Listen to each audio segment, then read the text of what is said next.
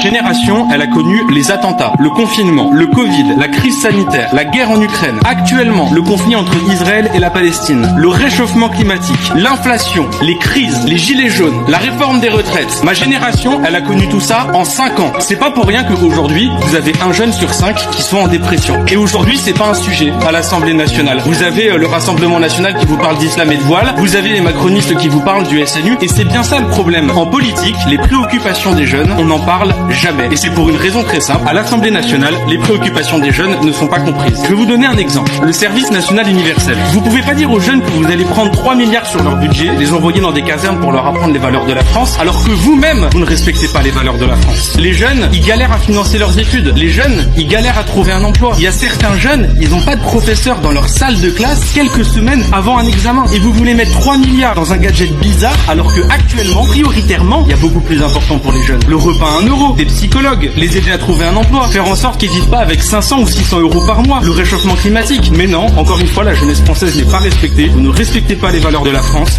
Vous mettez tout cet argent dans un SNU qui nous coûte cher et vous ne comprenez pas que ce soit ressenti comme une injustice par la jeunesse.